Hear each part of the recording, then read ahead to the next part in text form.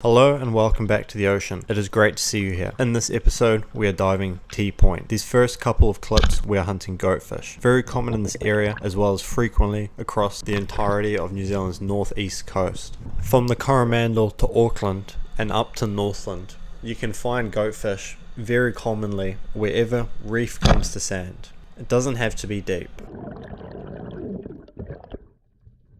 Goatfish are commonly overlooked by a lot of sparrows, but they're a great species to target in the cooler winter months when a lot of other species tend to move off into deeper water. If you look, you will often find plenty around, but the challenge comes in finding one that's actually big enough to be worth shooting. Because goatfish aren't on a lot of people's hit list or shopping list, they seem to be plenty around and they're not too shy of humans because for the most part people leave them alone. If you see a group of goatfish hanging out on the sand like this, have a look around for John Dorys because there's a good chance there'll be one lurking in the area. There wasn't this time, but I've seen it in many instances. Another lurking predator that you can sometimes find is the stargazer. I was looking along this weed line, see something funny, kind of do a bit of a double tack, put my gun up, and what do you know, it's a stargazer. This was the first one they've actually shot. I've got a couple since then, not very many, they're quite rare. I've only ever really seen them in estuaries. I've seen one outside of an estuary. They seem to quite like that brackish water. Eating quality wise, they're very interesting flesh. I'd compare it most to flounder or John Dorys, very similar to that sort, but they're also quite slimy as well. Before eating them, it takes quite a bit of preparation. Same trusty carbon roller gun you'll see in 90% of my other videos. This thing has served me so well over the years. It hasn't let me down really. A lot of people are not convinced on rollers. They think they're a lot of maintenance, which they are compared to a conventional gun. I believe they're the future.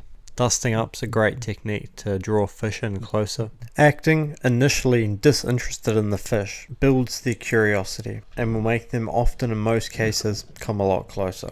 This can be quite difficult when you're trying to shoot the fish. When you see good fish come in, you tend to get a lot of adrenaline and you tend to get excited. But this is something you learn to control, so as not to scare the fish away. You want to act preoccupied if you can with other things, focusing not too much on the fish. In an ideal situation, the fish doesn't see you, but more often than not, it will. So when it does, you need to make sure you're not looking at it wide-eyed, pumped off adrenaline, sticking your gun straight out at it. You need to act calm, relaxed, and ideally disinterested. Octopi are always an interesting find. I had first thought that this was actually rubbish, a plastic bag or a t-shirt on the bottom of the ocean because of its colour, but we all know they can change it very quickly. The footage in this video is almost 2 years old.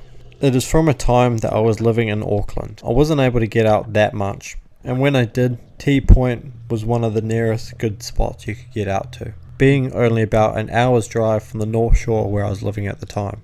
At this point I was very early on in my spearfishing journey. It was the first time in my diving where I was really getting down to the bottom and implementing a lot of the techniques that I talk about to this day. Getting down to the bottom, waiting for the fish, trying to get them to come to you. But of course, I had a lot to learn, and I still do. I was not a master back then, and I'm not a master now. T Point is a small peninsula that sticks out to the north of the Omaha estuary. Where the tide flows in and out is where the fish seem to congregate. My favourite area to actually dive in the whole spot was right in the narrowest point of the channel. There were a lot of boats there, there were a lot of current, but there was also a lot of fish. An area like this with a lot of current, you can only dive at certain times of the tide. So I made sure to time it that I was doing it an hour either side of high. I do not personally recommend that anyone actually dives this spot, but still the current is ripping, making it really hard to line up on shots.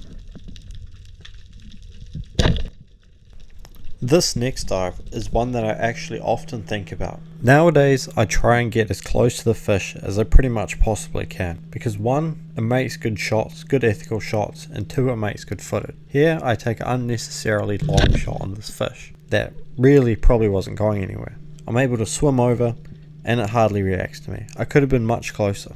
Goatfish will let you get close, so use this to your advantage. Don't take long shots and low percentage shots. They're not very big fish, but they'll give you good shots if you just wait them out. John Dory are interesting creatures. They have cunning wit, but at the same time they can also be really dumb. I'm swimming along here. If you look out in front of me at this bommy, you'll actually see a John Dory hiding. It's doing a very good job at it. I'm scanning around, I'd seen it from the surface, but I can't locate it. It's quite obvious in the video, but at the time I just clearly did not see it. Getting over, I'm having a look over this bommy before I turn my head. Out of the corner of my vision, on my right, I see the John Dory making its way out through this gut.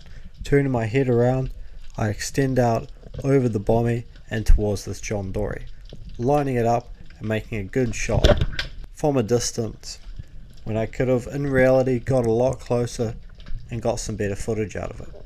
But you live and you learn. Thank you very much for watching this video. I hope you enjoyed it. This episode's sustainability message: make ethical shots on fish.